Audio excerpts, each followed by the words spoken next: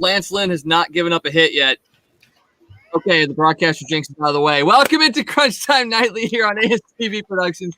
I am Wags, joined alongside by Joe Hamilton and Scott Tobin. Yes, we are in the midst of a no-hitter watch.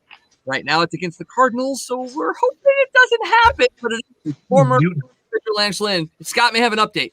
Do we have an ESPN sounder? Because I have some news. The no-hitter and the shutout are gone. Paul Goldschmidt, RBI single, 1-0 Cardinals.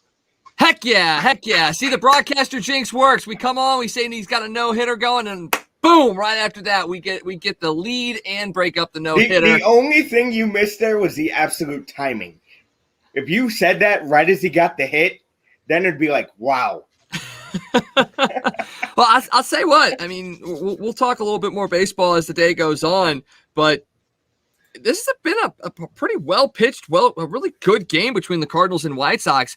Obviously, this is the first time Tony La Russa has managed against the Cardinals in his career, and it's going up against one of the hottest teams in the American League Central versus one of the best teams in the National League Central. And it's been everything that we have thought it would be as far as the matchup is concerned. KK has gone 5, given up 3 hits, walked 2, struck out 4. Obviously, Lance Lynn just gave up his first hit after 5 2/3, walked 3, struck out 3. But this could be a potential World Series preview in your guys' minds? It's possible. It's hard to really judge either team because both of these teams are missing a lot of big pieces. So, but yeah, I mean, if both of these teams can get healthy and, they make a couple of additions at the trade deadline, I think there's definitely the potential of a World Series rematch. This could be a World Series preview when you talk about all the good pitching this Cardinal team seems to have, and Lance Lynn has found himself, it seems, does it with all fastballs. That's what I'm baffled by. How does a guy get by with all fastballs, Scott? How does that even work? You can change the speed on your fastball. You throw a 2-seamer and a 4-seamer. Take a little off, put a little extra on, throw it up, throw it down. You move it around a little bit, and you can change that fastball into about 4 pitches, and then he basically throws a cutter, which is another version of a fastball. You just take a little bit, change the grip a little bit, take a couple miles off, and there have been pitchers that have lived with 1 or 2 pitches, and they've been pretty successful in the history of baseball.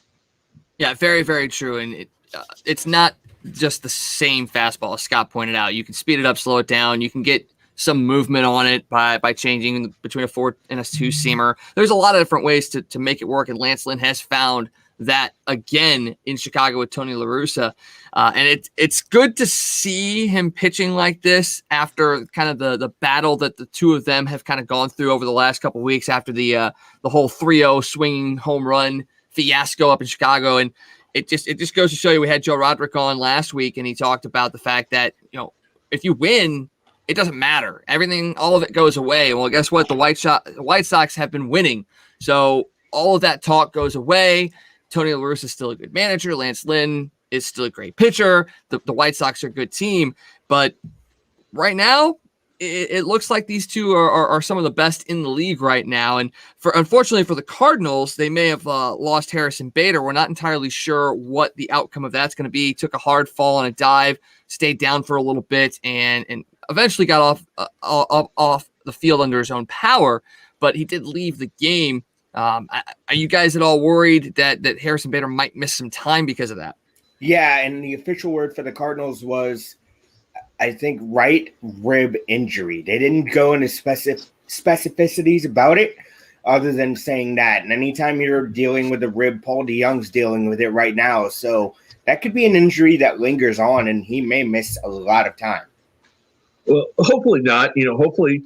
Yeah, hopefully. He kind of rolled over on the ball, so you're hoping that it's just a bruise or something and not a separation or anything like that. But Cardinals can't afford to lose Harrison Bader for any amount of time, because then you're talking 2 of your 3 starting outfielders are out, and the third one in Dylan Carlson's not 100%. And, when you're already missing Paul DeYoung, and you're seeing the effects of those guys not being in the lineup because these other guys are trying to do too much, and the offense is just going into a huge rut because everybody's trying to pick up the slack of those guys. So we can't afford to miss any more batters in the middle of this lineup, or Harrison Bader's defense for that matter either. I mean, Dylan Carlson's definitely played well in center field. He's got good range, good defensive capabilities, and a mindset, but it's a lot better of an outfield when you have Bader in center and Carlson out in right. And then Tyler O'Neill would be in left field at that point, but he's also out right now. Lane Thomas has filled in admirably, at least in the outfield per se. And then you brought up Paul DeJong being out, and obviously Edmundo Sosa isn't going to bring the power that a Paul DeJong has, but he's done pretty well in the short amount of time that we've seen him here. He's played very good defense. He's had some timely hits. Yeah, he's 0 for 1 tonight, but I'm okay with Sosa at this point in time, and you just really hope that DeJong takes his proper rest and gets fully healthy before he comes back, because right now Sosa's holding it down okay. Well, I have the feeling that Sosa's making the Cardinals have to think really hard about what they're going to do at shortstop. While Paul DeJong has the power potential, Sosa has that quicker first step. Do you notice if a ball is going to the right or left, Paul DeJong, more times than not, is not going to be able to get to it because of that slow first step. And that is important as a shortstop. Am I wrong on that, Scott? Yeah, I mean, Sosa's got a quicker first step, but I can guarantee you that there's nothing that Sosa's going to do that's going to make the Cardinals rethink the shortstop position. Because Paul DeJong has been a Gold Glove finalist, and, whether you like him or not, and you can say, okay, the guy, his batting average has been down this year. Yeah, it has, but he's also provided 7 home runs and 18 RBIs. So he's a huge part of the middle of that lineup, which Sosa's not going to give you. So, as soon as Paul DeJong's healthy, he's going right back into that shortstop spot, no matter what Edmundo Sosa does over the next week or so. But it also shows you that you've got somebody that can come off the bench and a guy like Sosa that will be able to hit, play defense, sub out if you need him. Maybe he gets late in the game, and maybe you do want a little bit faster of a defensive replacement out there. You have that ability, and if his lineup spot comes up, he can produce as well. And that's the same thing that you're going to have to see out of Lane Thomas too, is that you need somebody that's going to be able to fill that fourth outfielder role, because Justin Williams, he's had a little bit good here, a little bit good there, but a lot of bad all around it. And you're really hoping that he was going to be one of those guys that stepped up. Well, if Harrison Bader's out for a significant amount of time, like you alluded to earlier, Scott, you need somebody that's going to be able to step up into that spot and produce offensively while also providing good defense. I think Lane Thomas has the defense down. Is he going to be able to show enough offense to really prove himself as a potential starter? He hasn't to this point. Other than that little stretch that he had at 19, we've really not seen anything that gives you much hope with Lane Thomas offensively. He's really looked bad, overmatched for the most part at the plate. And here's a question, and I can't even believe I'm going to bring this up, but if we find out that Harrison Bader does have a serious rib injury, if it's something that is going to make him miss a month or two, do you, at that point, consider the possibility, when you look at what you've got, I guess they could bring up Austin Dean, but does all of a sudden in the back of the Cardinals' minds, does Nolan Gorman's name start to pop up again as maybe you need to bring him up here? Especially if, let's say DeJong's, because they said today that DeJong's still having pain in the mornings. He's still having a hard time taking deep breaths. So it doesn't sound like he's real close. We're not sure where Tyler O'Neill is with his finger. That could take a little while. You've got to get some offense. You look at this Cardinal lineup right now, and 1, 2, 3, 4, 5, you're good. And then after that, you look at that lineup, and you're like, who's going to drive home a run there? And so, while I don't think they would, you almost have to wonder, are they starting to think, okay, we know that Gorman's starting to tear it up in AAA. Is that at least something they consider? I think it's a very real possibility, because you could put him at second. You could move Edman to the outfield, which isn't ideal, but Edman is still producing. He's batting 273 right now, so it's not like he's not one of the guys hitting. You just said 1 through 5 is doing enough. You put Edman out in the outfield, you give Gorman second base, all of a sudden you've got more threats in that lineup. I don't think they want to burn him this early. I think they really do want to give him a chance at AAA to really get himself seasoned. But if you start to slip in your grasp on first place in the Central, and a team like the Cubs or the Brewers really starts knocking on your door, you will have to make a decision. Now, that being said, maybe they sit there and say it's not Gorman's time and they go outside the organization and try and find something. I don't know if there's anybody available that would fit that mold for them, but if you're already thinking about potentially reaching out and trying to gauge the Max Scherzer interest, maybe there's something there that you could work out with Washington. Maybe it's a package deal or something like that, or maybe it's something else and you go out, but I'm not sure if they want to burn him that early. I don't know, Joe. What do you think? I don't think they want to burn him that early. And I want to ask you guys a simple question. You guys have said no to this in the past, but he's still out there. He's not retired yet. No, not Yasiel Puig. No. Why? No. Why? No. Why?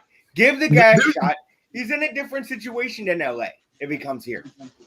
There's a reason that he's not had a team for 2 years, Joe. There's 30 teams in baseball, and nobody has even sniffed at the possibility of bringing him in. You know, there's more there than we know. There's other reasons besides his offensive ability or his defensive ability. There's a reason why teams aren't even giving him a shot.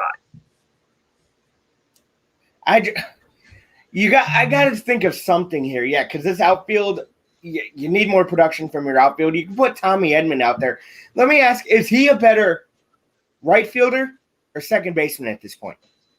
He's a better second baseman.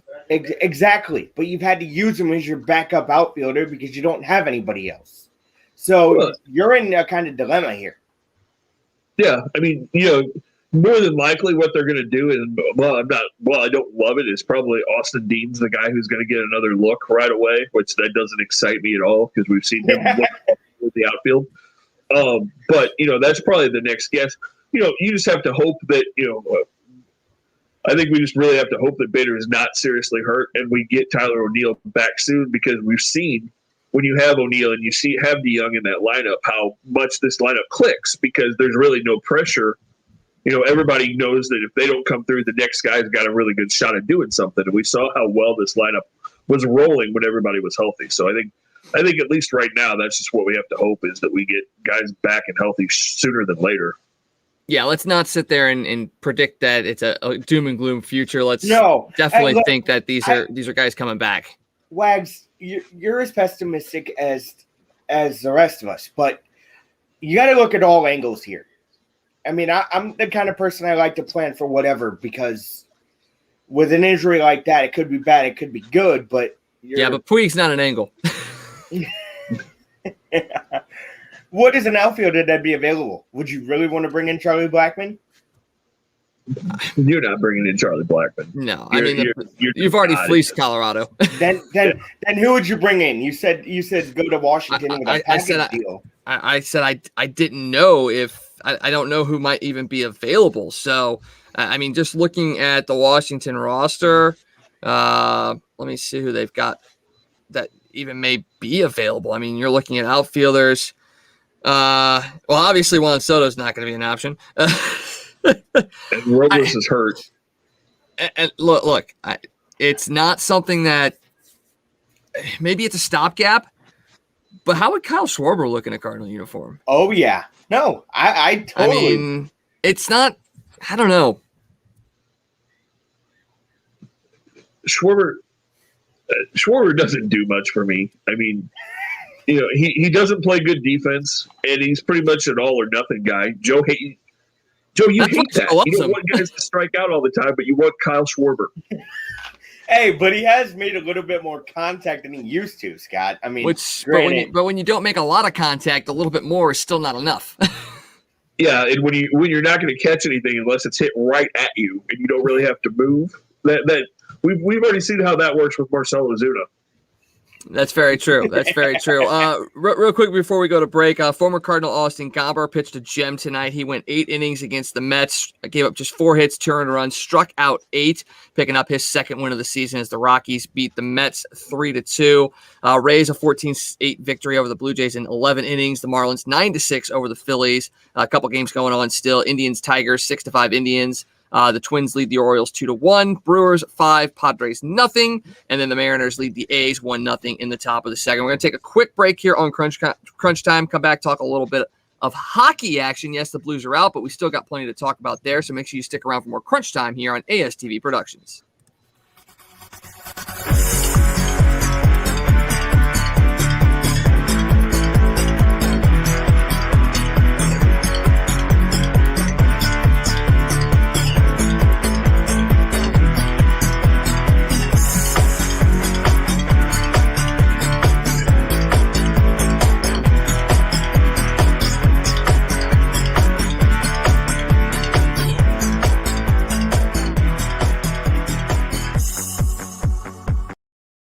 And we're back here on Crunch Time on ASTV Productions. Let's talk a little bit about the NHL because we're actually getting ready to have our third double overtime game here as the Islanders and Penguins tied at 2, tick down the seconds in the first overtime. A very, very intense game there and very intense series. That series is tied at 2. You got goals from Jordan Eberle and Anthony Bouvier for the Islanders. Brendan Rust and Evgeny Malkin scored for the Penguins.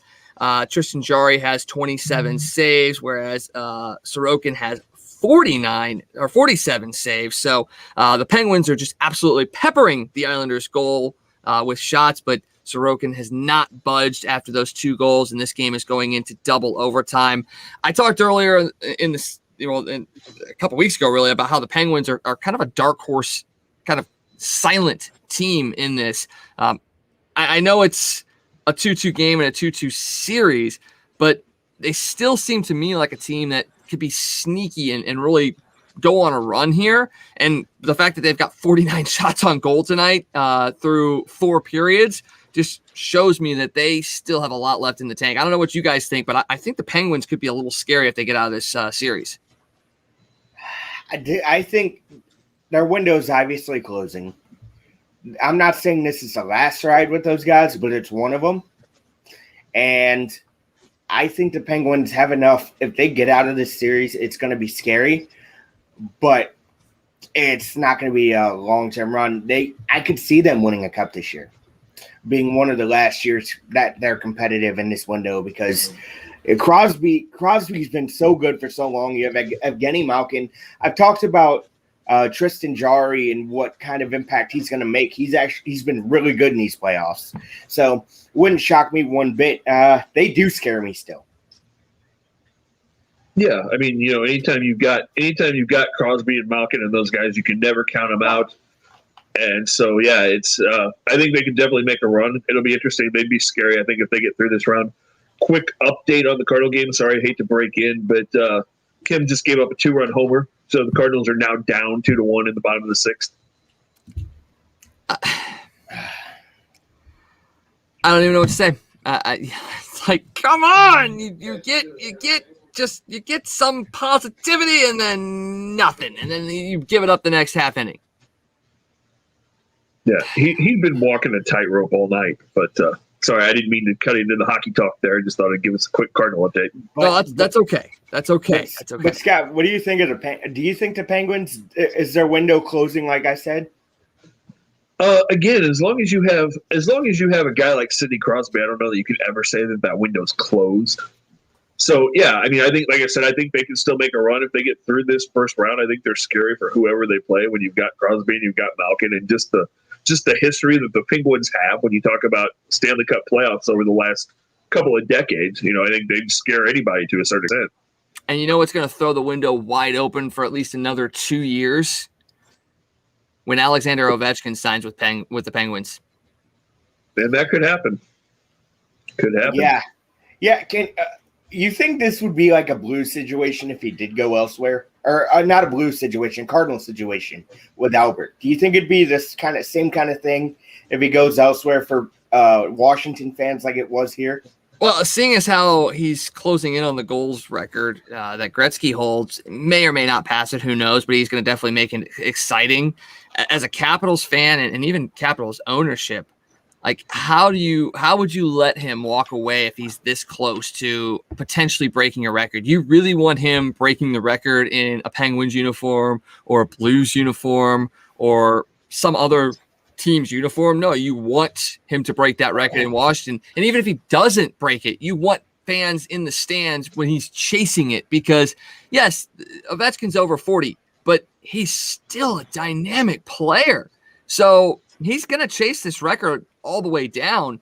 And if Washington, I mean, I know it's a win league. You want to win. You want to field a team that can win you games. But even if he's this there chasing the record, I still think Washington has the ability to win games with Alexander Ovechkin. And if you can't get him signed to a contract, it would be a massive, massive disappointment in Washington. So real quick, talking about Ovechkin chasing that record, as a guy who grew up with Wayne Gretzky, and Gretzky is a huge part of my childhood, I don't want anybody to ever break that record. That's the great one. No, that's one of those records you don't want to see touched, at least in my mind. Yeah, you don't want to see that record touched. And even Gretzky goes, "Hey, if he passes me, or if someone passes me, I'm not going to take it as an insult.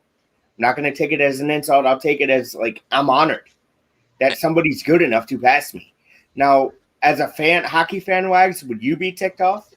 No, because honestly, I think if Ovechkin does break the record, it actually should be a lauded accomplishment, because look at the time frame that Gretzky played in.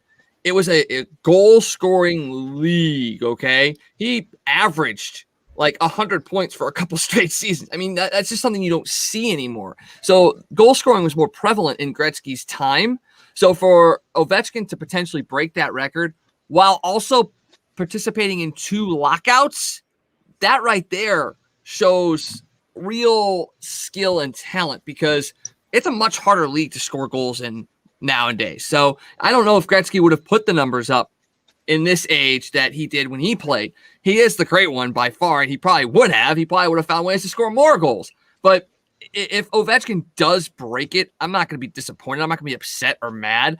Yeah, I mean, it would be part of my childhood going away, because then it's not Gretzky, but I'm a huge Alexander Ovechkin fan. So if anybody's going to break that record, I would be fine with it being the Great 8, because he's been one of my favorite players in the league since he came into the league. So, yeah, it would be – I mean, it's a record you want to see stand the test of time. And honestly, if Ovechkin doesn't break it, this is probably going to be the closest anybody's ever going to get to it. So this right here will prove one way or the other if this record will ever be broken.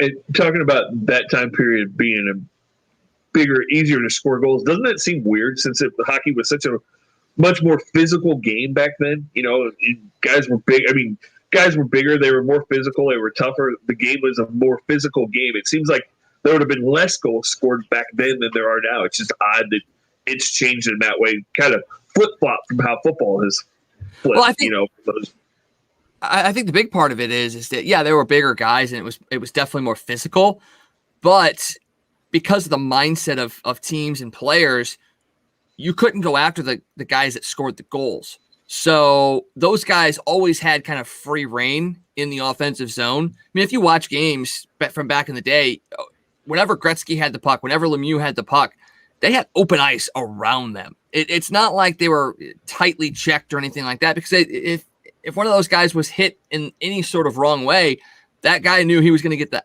his ass kicked by the enforcer on that team. So nowadays you see a lot more. I mean, Ovechkin gets checked and he checks people. So there's a little bit more. It is surprising, but it's also not. And then you also look at the goaltending equipment and the goaltending style. I mean, butterfly was not prevalent at all during Gretzky's time frame until late, mid to late 90s. So there's a lot of different factors that went into it, but it is surprising that in a league that was very physical and big, it is a little shocking at how much goal scoring was actually going on. Yeah. It's just surprising. And, a perfect example of that was Brett Hull when he was scoring, 80 goals a season for those couple of years, and just unstoppable. And speaking of Brett Hull, great segue there. We had a conversation, Tom Franklin and I, earlier tonight with former Blue Lubos Bartechko, and there's a great story from him about the poster that he had up in his room in Czechoslovakia when he was growing up. We're going to play that clip tomorrow on a special edition of Blue Notes Pod on Facebook, so make sure you check that out, because I think it's going to make the world a lot smaller when you realize what kind of reach Brett Hull had. So make sure you check that out tomorrow on Blue Notes Pod, or you can check it out on the Crunch Time page as well, because it was a great hour-long conversation with Mr. Bartechko. A lot of really good pieces of information from that one.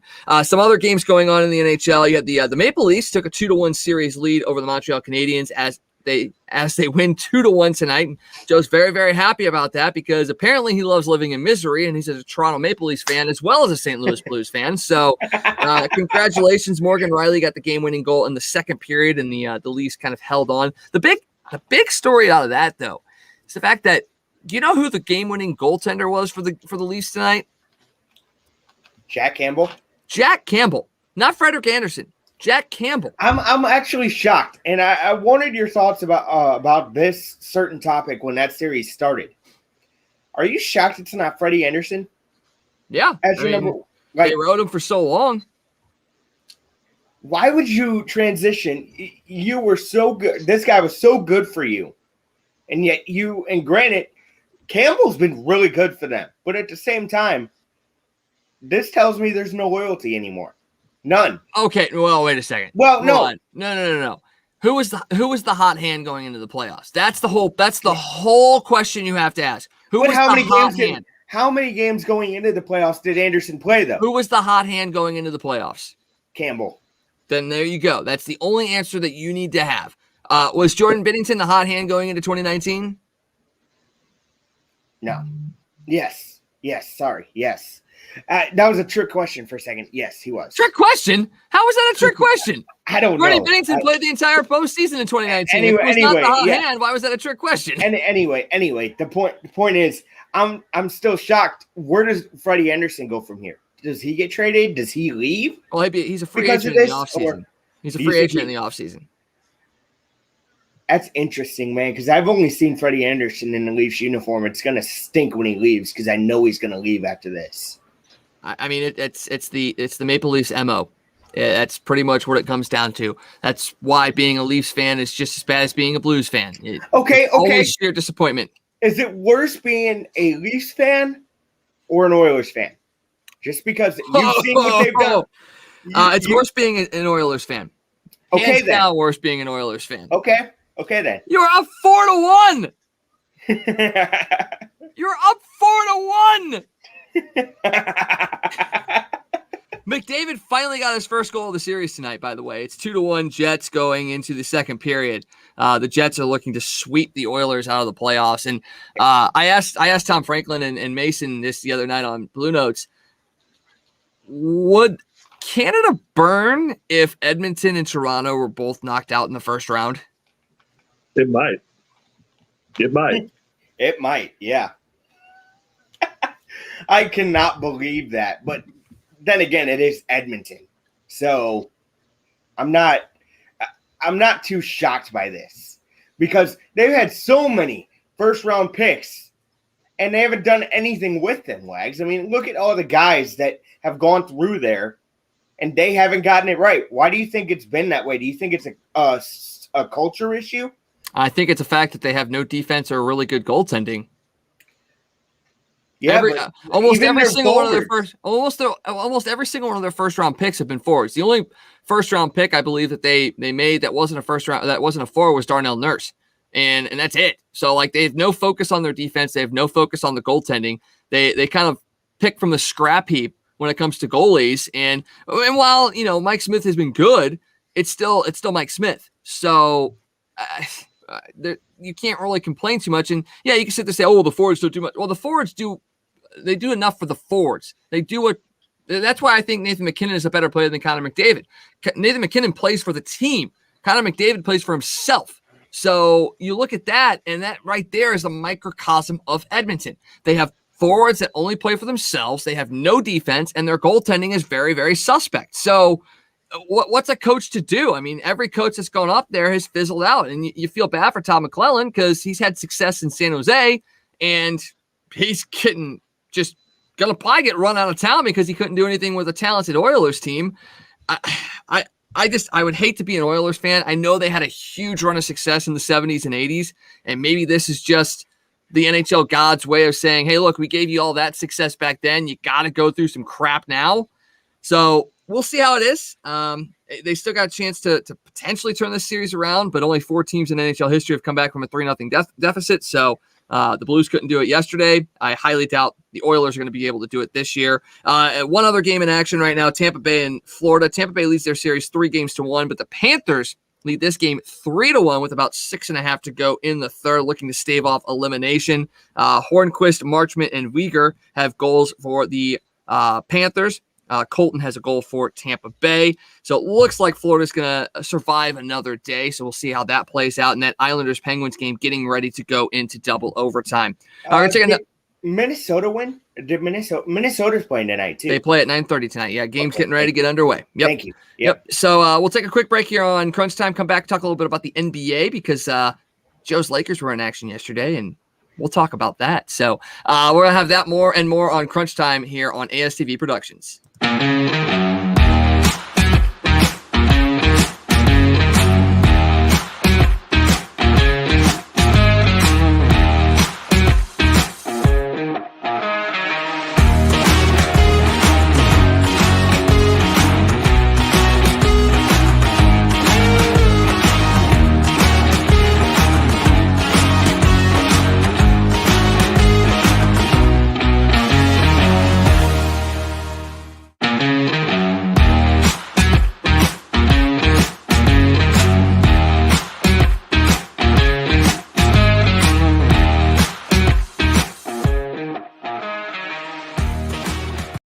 And we're back here on Crunch Time on ASTV Productions. Joe, Scott, and Wags bringing you all the day's sports action. And let's talk about the NBA. We've got playoff action going on right now. The Bucks, a 132-98 victory over the Heat in Game 2 of their series. Milwaukee leads that series 2-0.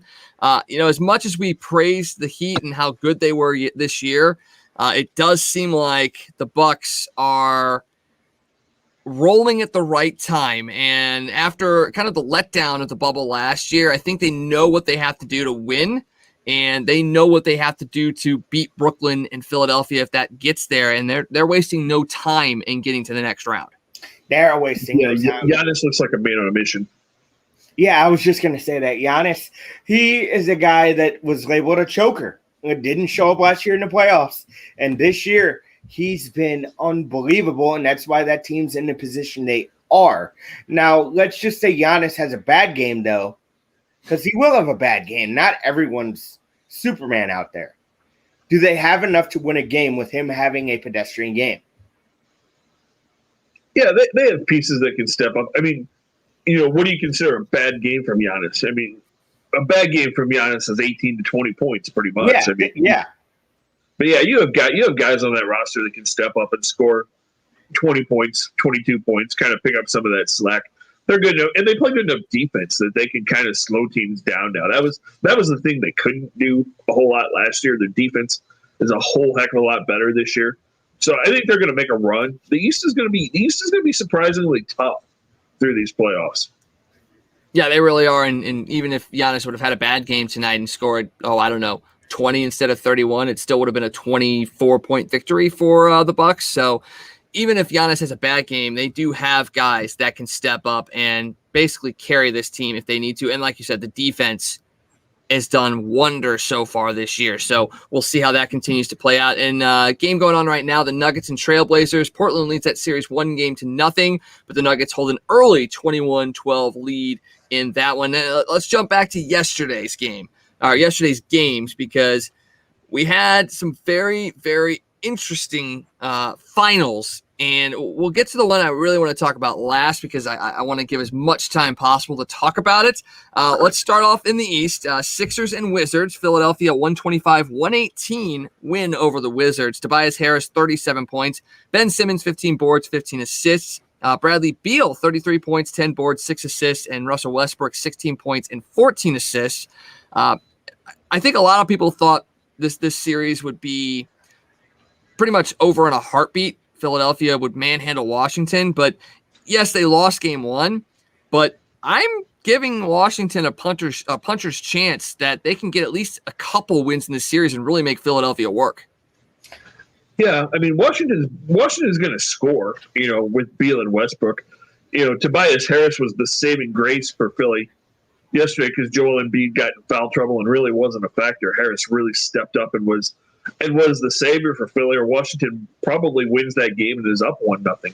But I think Philly wins the series, but I think Washington's going to make it tough on them. Like you said, I think they're really going to play them really, really tough. And, when you have those two guys in Beal and Westbrook, they can go off at any time. It's going to be an entertaining series. We were waiting for that. I remember the first game of the play-in tournament. I was talking to a buddy after that, and he's like, I expected more from Beal and Westbrook. Well, you just got your wish. Hey, you said that. I did. And I was talking to him, and it made that. Yeah, but it made a lot of sense. I was echoing him too, and I get it. You needed to see more out of those two guys, and you saw it. I think this series though goes 6. Would you say 6, or would you say 7? Would you say they really make them work for it? I said they'd get 2 wins. So I could. It wouldn't be out of the realm of possibility in my mind to see this go 7, but I agree with you. I think it goes 6. I don't think it goes 7. I honestly think it's a 5 game. I can see Washington getting 2 wins, but I really think it's probably gonna be a 4-1 series. Washington just doesn't play good enough defense. If you get Embiid and McLemore going off, then they're in trouble. Especially if Harris plays like that the rest of this series, and they've got 3 pieces that can get you, then you're really in trouble. Yeah, you really are. It is going to be a fun series. It's going to be a high-scoring series as well. So definitely have to watch those games. Another game in the East, another series in the East going on, the Hawks and the Knicks. This was a really, really good game. It was a 107-105 victory for Atlanta. Trae Young, 32 points, included the game-winning shot with just 0.9 seconds left. Alex Burks led the Knicks with 27 points off the bench. Derrick Rose had 17 points off the bench as well. A really interesting dynamic in New York because you have Derrick Rose coming off the bench. Your leading scorers coming off the bench. Both those guys are playing well over 30 minutes. So in my mind, it's really odd that your starters are playing less minutes than the guys that are coming off the bench. Is that just an age and rest kind of thing, or what kind of strategy are the Knicks trying to employ here? Yeah, I'm not really sure. And the Knicks, Julius Randle has to show up. He had a horrible game last night. If he doesn't play well, the Knicks are in big trouble. And that's going to be an exciting series. And you got to give Trae Young and the Hawks a lot of credit going into Madison Square Garden and hitting that shot at the end of the game that he made, with the fans definitely letting him hear it as he was getting that shot off. I called this a series of the first round when the matchup was announced. Those two guys coming off the bench, that just makes no sense to me, other than what your first thought, Wags, was it could be an age issue, maybe to get them more rest, but they're still playing. If you have those guys, exactly, you have those guys putting up that amount of points and playing that amount, then why don't you just have them starting? That makes no sense to me. But I guess if you give them a little more rest, they'll have a little bit more stamina in the end. I don't know. It's a very interesting concept. I'll say this. And, I watched Trae Young at Oklahoma. I saw what he did to a lot of teams, and he has hit that shot multiple times. Is it kind of scary that he's down in Atlanta and kind of hidden down there? He's an absolute gem and a guy that this league could build around. But the fact that he's playing in Atlanta, it kind of makes him a little bit forgotten. Is he a guy that you think should deserve at least a little bit more MVP talk? He probably deserves a little bit more. Like you said, you play in Atlanta, and we've seen that over the years. If you play for the Hawks, you just don't get the publicity. Even when the Hawks were good a few years ago, their star players, people didn't know who they were. When Joe Johnson was down there and really leading those Hawks teams, people were like, Joe who? So you don't get the coverage. But yeah, he definitely deserves a little more hype and a little bit more of the conversation for sure. Some of those guys like it that they're under the radar. I think some guys perform better when they're under the radar. Am I wrong on that? It depends on guys' personalities, but a lot of the NBA guys want that limelight, especially the young kids that came out of college that were superstars. When you go to a big program and your name's on the marquee every night, that's what you expect. You expect to be in the highlights on SportsCenter, and so it's a little bit weird for them when they're kind of forgotten in places like that. Yeah, you don't go to Oklahoma to go down to play in like Oklahoma City. I mean, that's just you just don't do that. So the Grizzlies and Jazz met up in the 8-1 matchup in the West, and the Grizzlies come away with a 112-109 victory. Dylan Brooks, 31 points. Ja Morant, 26 points for the Grizzlies. Bojan Bogdanovic, 29 points. Rudy Gobert, 11 points, 15 boards. The big key in this game is the fact that Donovan Mitchell was ruled out really at the beginning of the game. He seemed like he was set and ready to go into the lineup, but the trainers basically nixed that and said, no, you're not going in game one. He was a bit upset about that, but immediately after the game, it came out and said he will be a part of Game 2. I said going into this series that I think Memphis had a chance at potentially, posting the upset because we really weren't sure what the Jazz would be like in the playoffs. We're not really sure what they are. In my mind, I don't think this game totally sets my mind as, yes, this is going to be a complete upset, especially now that Mitchell's coming back in Game 2. He's going to come back with a vengeance. I think Memphis may have gotten a little lucky, but this is going to be another really, really good series. I'm looking forward to this one for sure. Are you a little worried, guys? I'm sorry to jump on you. No, you're good, Joe. Go ahead. This question was kind of posed to me watching our friend Joe Davis. It's the same question I asked you guys. Now that Memphis is going up 1-0, do you see Joe's theory potentially playing out here? Like, do you see them being more just a regular season story? Like Who? Utah. Do you see them just being a regular season story and nothing more, even with Donovan Mitchell coming back? No, they're really good. They're a really good basketball team. They were good last year. I think they'll win this series. Memphis is one of those teams, though, that you're going to really want to keep an eye on over the next couple of years. They're the youngest team in the league. John Morant's just an absolute beast, and that team's going to be a lot of fun to watch. But no, I think Utah with Quinn Snyder and with the weapons they have on that team, I think they will win this series. Yeah, and speaking of Memphis, you got to look at Dillon Brooks too, another one of those underrated players.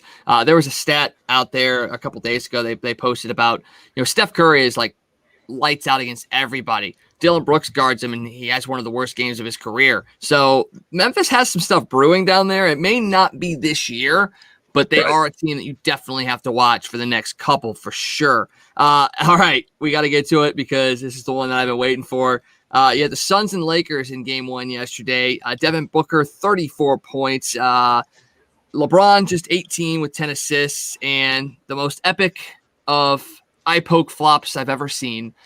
Joe? Okay, I didn't get to see that game, that Golden State Warriors game with the Lakers when that happened. But I'm thinking to myself, they're calling him a legend. This is the same guy, and I'm a LeBron fan. I've seen what he can do. That's why I'm a LeBron fan. But I also know he can be the biggest flopper of all time. But why would you fake an eye injury? Like, how does that happen? Anytime you get poked in the eye, I don't care how hard it is, it's going to hurt. I don't think he was faking the eye poke. I think he was embellishing the eye poke. Yeah. I mean, that's the whole thing. I didn't get to see it, Wags. Was it like was he falling all over the place like Neymar would? Laying on the ground, essentially, curled up in a ball. Like, I mean, I understand an eye poke hurts. It really does. I wear contacts. I know that when I get poked in the eye, it's not just about my eye hurting. It's about, oh, crap, where's my contact? But it's not let's spend 8 minutes on the ground writhing in pain. I mean, it's just not. That's all I gotta say. So sorry, Wags. Have you seen the meme with Kevin Millar with his face all busted up after he got hit in the face? And it says, I got hit in the nose and broke my nose and broke my eye socket and was on the ground for 3 seconds. LeBron gets poked in the eye and he's on the ground for 10 minutes. Yes, I have seen that one. I have seen it. It just, I don't even know. But I will say this, okay? There is a little bit of a silver lining and a positive spin for any Lakers fans out there, okay? LeBron only scored 18 points, and he did have 10 assists, okay? They lost by just 9. So if LeBron has a normal LeBron game, they're in this game, and then they're in this series. The one thing that you can take away from this is in this first game, there were 6 Lakers that scored in double figures. So they had guys that came and did play. They kind of picked up the slack. So if they can continue to have a couple of their starters outside of LeBron and some guys off the bench score double figures, they do have a shot in this series. And just like the Jazz, we're not entirely sure what Phoenix is all about. Are they a team that can win in the playoffs? They are young as well. So this could still be a chance for the Lakers to win in advance and kind of score a bit of an upset. But if you continue to have LeBron flopping all over the place and only scoring 18 points, it might be over quicker than you think. I don't think I don't think LeBron can take over a series at this point in his career. I don't think LeBron's the key to the Lakers. It's Anthony Davis. Yeah. Anthony Davis has to be the monster for them to win. And I don't think they're going to win the series. I think the Suns are going to win it. I think Booker, I think Chris Paul being on that team, and you know that Paul would love nothing more than to beat his buddy LeBron, as close as the two of them are. You know, Chris Paul would love nothing more than to take LeBron down in a playoff series.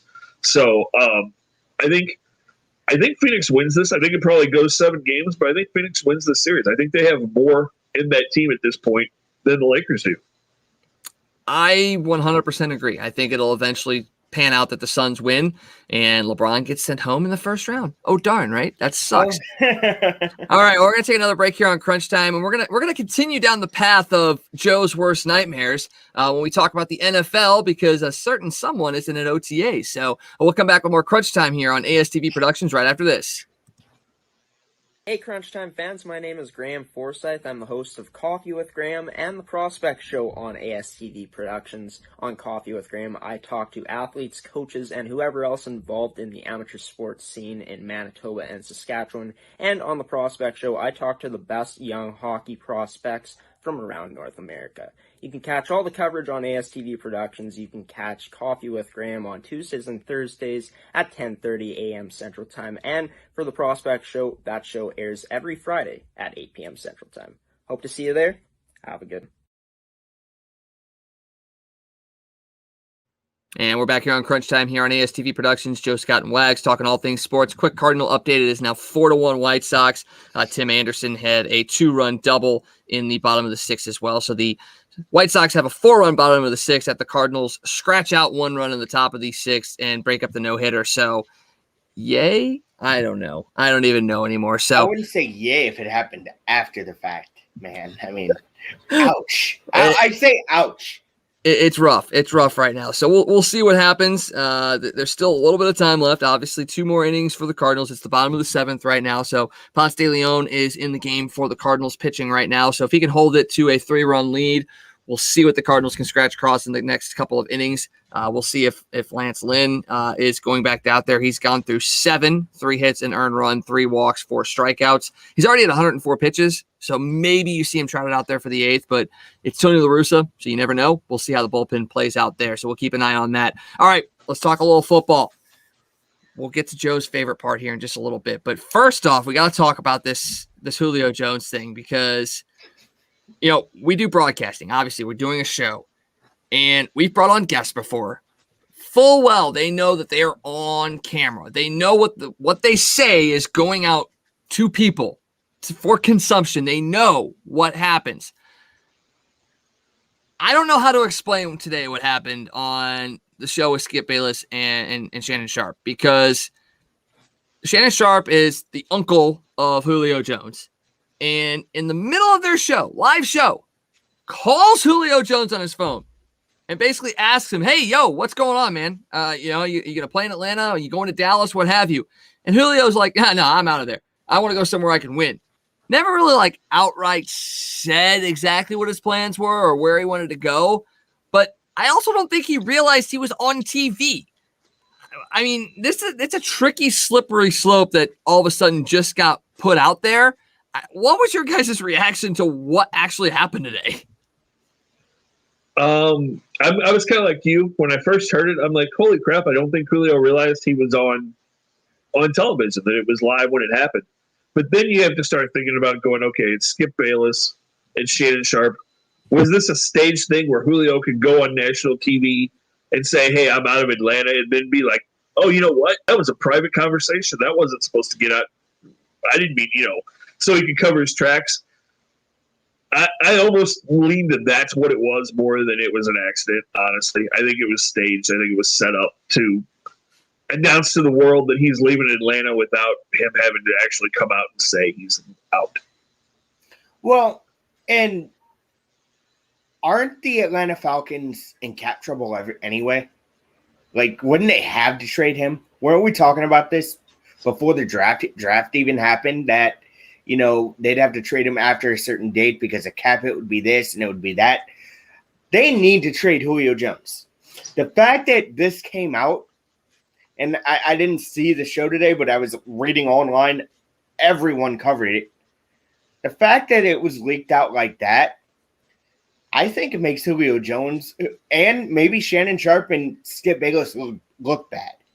I don't know how you can say it was leaked out when it was live on television. Well, again, I didn't see it, but Well, I'll have to look that up. How does it make it look bad? Because that's all anybody in the sports world's talking about today. So No, it got a whole lot of eyes on them and people talking about Julio Jones. Well, I don't think like an athlete watching that. I'm sure other athletes watch shows like that. I don't think athletes would appreciate a guy like Julio doing that on live TV. Number one, it would look bad on his part. Why? Because he basically he just made the absolute best trade request he could ever make. Like, it's out there in the public. Like, the public knows he doesn't want to be in Atlanta. So now what do the Falcons do? The Falcons go, oh no, we can get him to like here and want to play here. We'll keep him. No, you're right on. The Falcons have to trade him now. Like, there's no coming back from this. And just like Scott alluded to, if this was set up in the perfect way for Julio Jones to air his grievances without actually airing his grievances, he is 100% covered by all this, because he can play it off totally as, I did not know I was live. I didn't know I was on TV. It's perfect for him. Any athlete that sees it goes, okay, that's how I'm going to do it. Has that ever happened with any athlete before? Not coming out and saying what he said, but anywhere close to that? Have we ever seen that in the history of sports media? I'm sure it's probably happened. I don't, off the top of my head, I don't remember, but I'm sure something similar to that. Maybe not the exact same way, but I'm sure something somewhat similar has happened somewhere at some point in time. All right, boys, I got to ask you then. You brought up teams they could possibly go to. I said Green Bay. Why wouldn't it be Green Bay?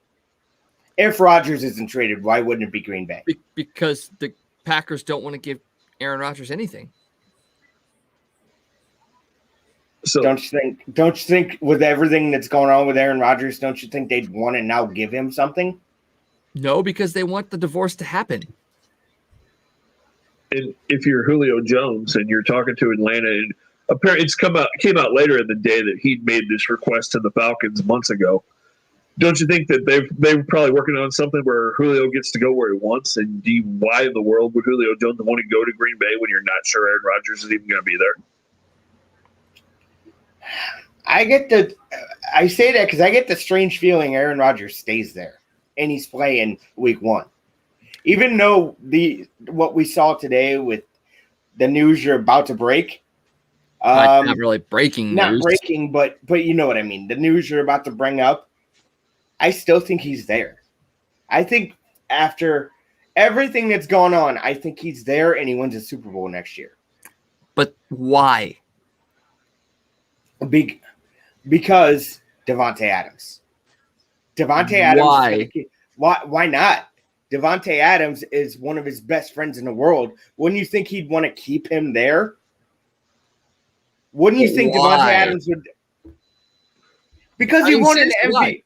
He won an MVP last year. Yeah, so he's in a great situation. He's won multiple MVPs. He's won a Super Bowl. He's now got his foot in the door in Hollywood. So what does he have left to do in the NFL where he needs to continuously get hit? I'm not saying there's a lot he has to do in the NFL, but why would you go anywhere from a division that's lackluster, to say the least? I mean, you get to beat up on the Bears. Wait, you get to beat up on the Bears. You get to beat up on the Vikings, the Detroit Lions. What's the record been against those teams recently? But okay, so he's beat up against the Bears and the Lions and the Vikings during the regular season. What's he done in the playoffs? What was it, 11 years ago that he got to the Super Bowl? Yep. So, I mean, it's not like he's winning anything in Green Bay.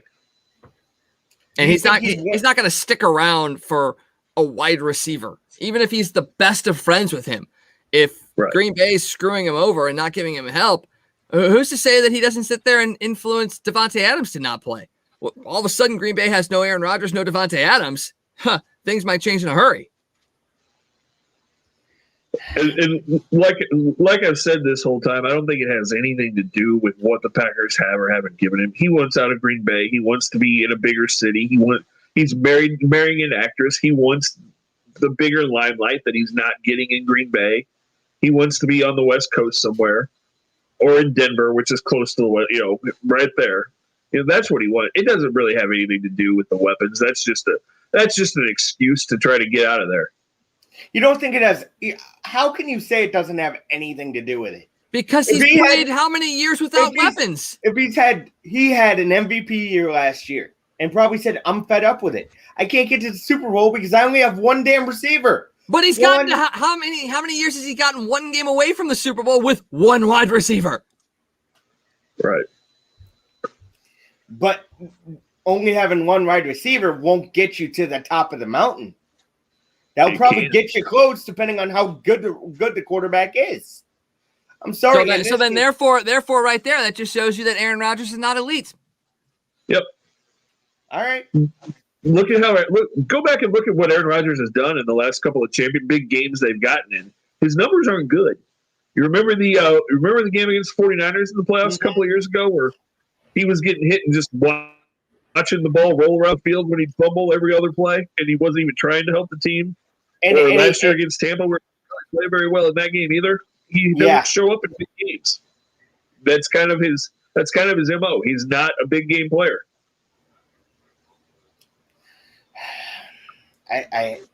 Wow. I made you mad. No, you didn't. You proved me wrong. I mean, the thing is, we always talk about the top quarterbacks in the league. Why do we if that's the case, guys, why do we put him at the top of the league in quarterback conversations if he hasn't done shit in 11 years? It's not that he's not done shit. He's put up really good numbers in the regular season. In terms of winning Super Bowls. How many hasn't? Okay, all right. We put Drew Brees up there. How many Super Bowls has Drew Brees won? One. Okay, yeah. Peyton Manning for the longest time was the best quarterback in the league. How many Super Bowls did he win before number one? 0, obviously. But he only won 2, but they were late in his career. Okay. Yes, Tom Brady ends up becoming probably one of the statistically best quarterbacks in the league, but he's done it consistently year in and year out, and he's won championships. But you look at a ton. How many Super Bowls does Kurt Warner have? 1. And we put him up there as one of the greatest quarterbacks of all time. Dan Marino, how many Super Bowls did Dan Marino win? 0. Actually, 0. So it doesn't. Championships matter a lot, but you can be a great quarterback and not win championships and still not be an elite quarterback at the same time. Like you can be one of 3 things. You can be 2 of 3 things. You can be 3 of 3 things, but it's not exclusive. You don't have to be 3 of 3 to be an elite quarterback. You don't have to be 1 of 3 to be a championship. You can be 1 and 3 and be a championship quarterback. So there's a lot of intricacies that go into it. He has a lot of really good numbers, but when it comes down to it, in the crunch time of the playoffs, he falters. So talking about great quarterbacks and Super Bowl wins, is Kurt Warner the greatest quarterback that had the worst Super Bowl luck because you win 1 Super Bowl and the other 2 Super Bowls that you lose, you lost them both on the last play of the game while you're standing on the sidelines? I would say that.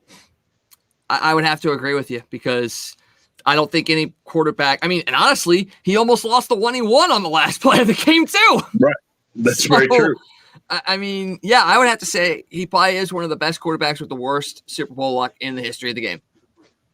Because you think about we talk about how great Kurt Warner is. He won the one in here in St. Louis that they won on the touchdown to Isaac. Then the one they lose to New England. He drives them down and scores the winning touchdown with under a minute left in the game. I think there was a minute and 11 seconds left when they scored that touchdown to tie it.